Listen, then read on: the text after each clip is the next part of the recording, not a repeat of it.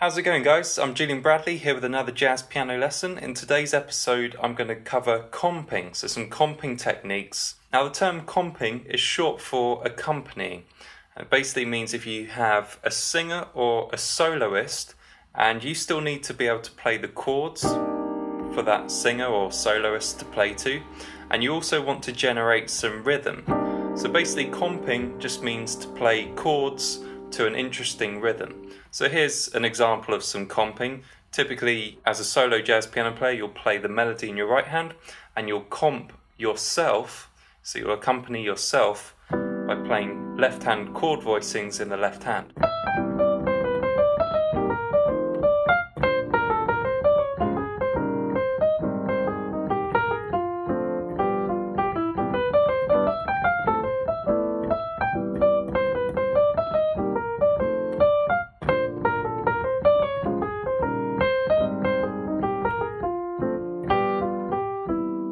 So when you're comping, really it just boils down to playing the chord either sustained, where you'll sustain it, or short. And you want a combination of sustained chords and short chords.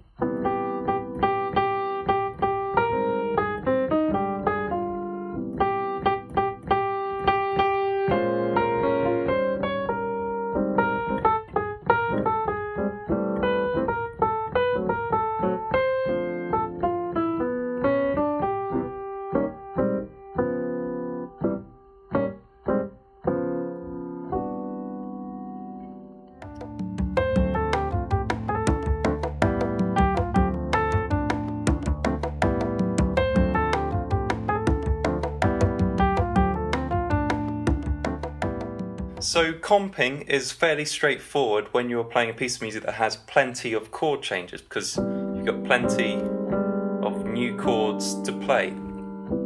However, in this lesson I'm going to look at one of my own jazz piano compositions, which is different to most compositions because it just sustains one chord, a minor 7 chord, for a long period of time. So I'm going to show you a variety of patterns and a variety of things you can do to make a sustained chord sound interesting. In particular, a sustained minor 7 chord. So first of all, let me play you a bit of the piece just to give you an idea how it sounds.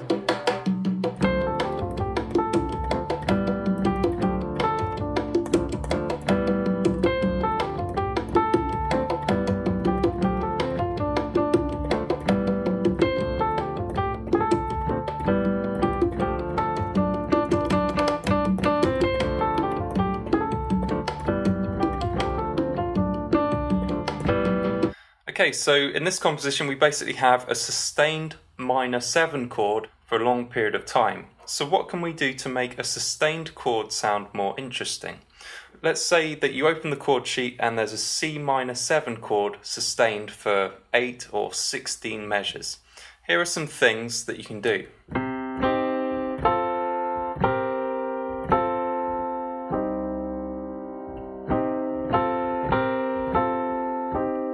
Basically what I'm doing is I'm playing C minor, then I'm playing F major in inversion to start from the C, and then I'm outlining a C minor 7 chord, and then coming back through that F major chord in inversion.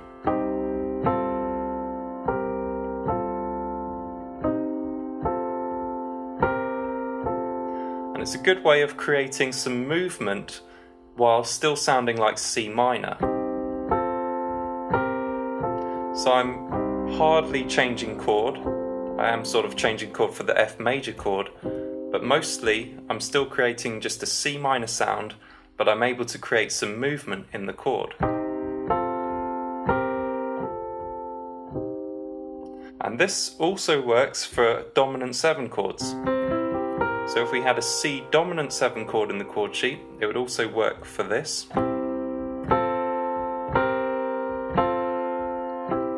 So you hear this chord progression a lot.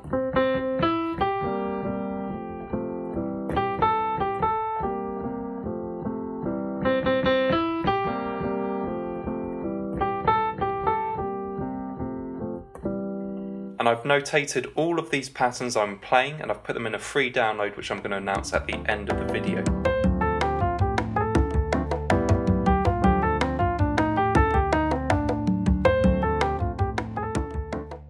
So the second pattern which I want to show you, you have the same C minor 7 chord in the chord sheet. Well, you can just vary things up, just very simply, and play the 2 chord. So C minor 7, then go up to D minor 7.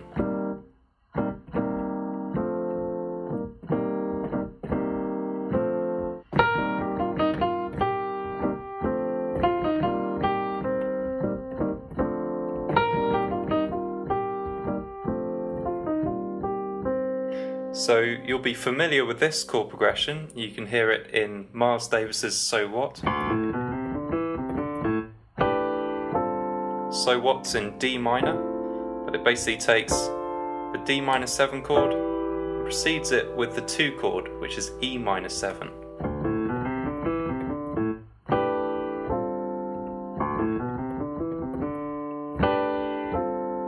So that's another thing that you can do when you have a sustained minor chord.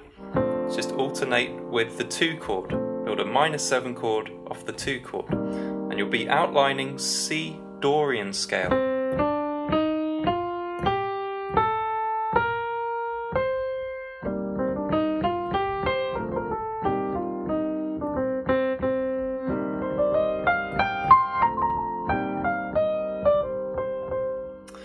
And this chord progression will sound good with any voicing, so you could use the Miles Davis So What voicing, which is an interesting voicing, a stack of fourths from the root,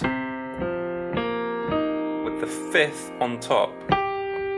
So that's a really nice voicing for a C minor 7. You can just transpose it up a whole step for the 2 chord. Or you could use a voicing like this, might be nice.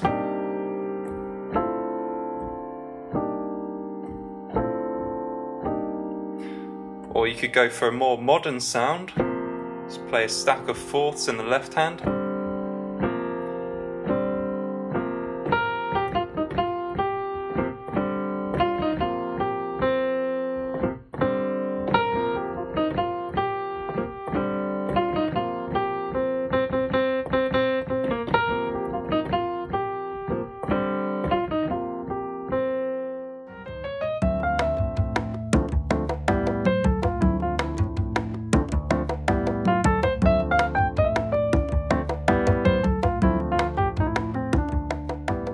Okay, so the next pattern which I'm going to show you, again for the C minor 7 chord, is you can go one step further from the previous pattern. You can play the 2 chord, and then you can go up to the 3 chord. So here I'm playing E flat major 7, which is the 3 chord, and then back down through D minor 7 and back to the 1 chord.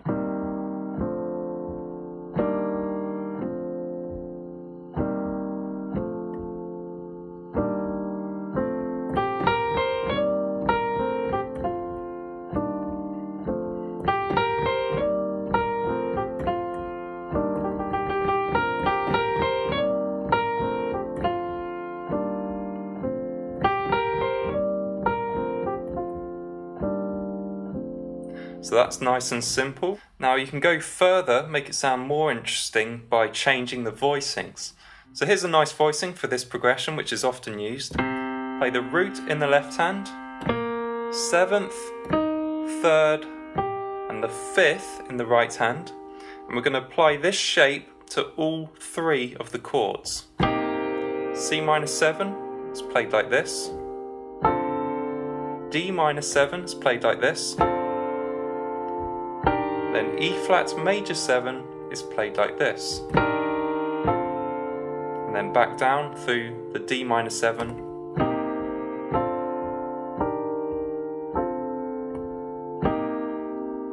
So that's a nice one. You're sustaining the C minor 7 sound, but you're creating movement, which is great when you're comping.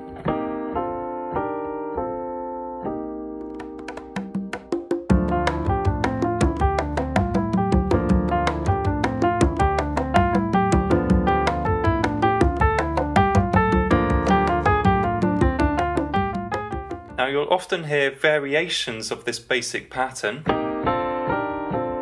which I just showed you. One example would be Cantaloupe Island by Herbie Hancock.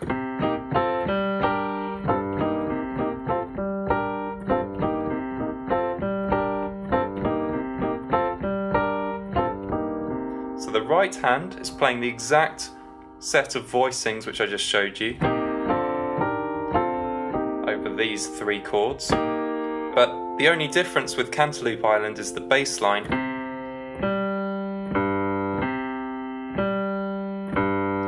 which sticks with the root and the fifth of the C minor chord. So in Cantaloupe Island's case, the bass line doesn't come up with the chord, the bass line actually sticks to creating a C minor sound. And that's typical with Latin American bass lines, is just to alternate between the root and the fifth of the chord.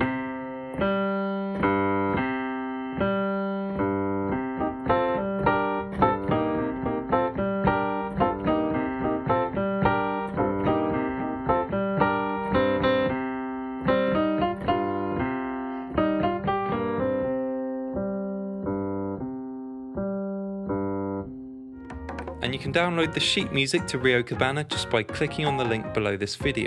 Just enter your email and I'll send you the sheet music, which includes all of these comping patterns notated, as well as the MP3 backing track to play along to. I'll also send you a link to part 2 of this video, where I continue to break down 3 additional comping patterns, including the James Bond chord progression. And if you enjoyed this video, I'd really appreciate a thumbs up, or if you could pass it on to someone else you know who would also benefit. My name's Julian Bradley, thank you for watching, and I hope you enjoy playing Rio Cubana.